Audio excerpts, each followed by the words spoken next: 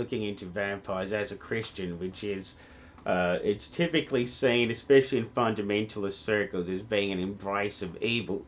I remember a church member saw me reading Dracula on the couch, and he said, "Oh, you shouldn't be reading that kind of stuff." And she said, "We don't talk about that kind of thing because it's similar to the kind of English concept of if you speak of the devil, he'll appear."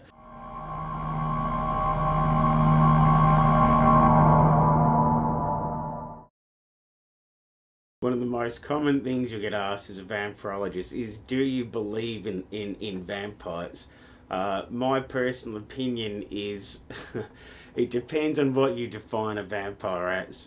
The vampire is typically a monster, kind of shadow in the background, like I think, what was his name? F. Paul Wilson described it as like getting mugged in an alley. A vampirologist is someone who takes an academic interest in vampires, and they're not just a fan, they're someone who applies some kind of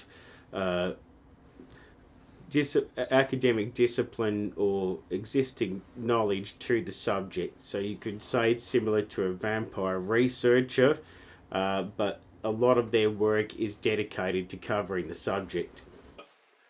Proper academic study, which is what things like the Journal of Dracula Studies has done. A subject that people didn't take very seriously. They started to draw upon the various disciplines they were studying and applying it to the vampire, like I was saying with Paul Barber.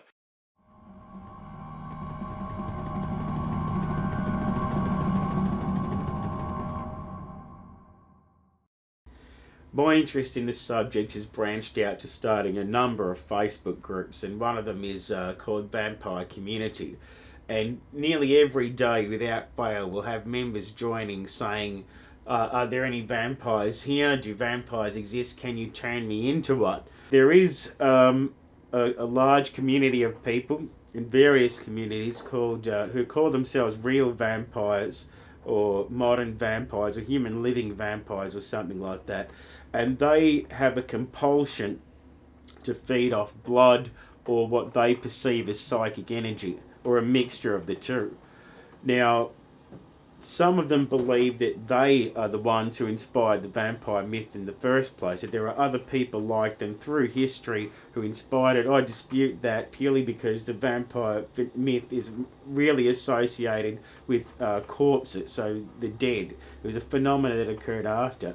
The most notable thing about current vampire literature and film is that the vampires become a lot more sympathetic. Is that it's not really you that becomes a vampire, it's basically your body. You get taken over and you're kind of cursed to wander the earth, feeding off other people.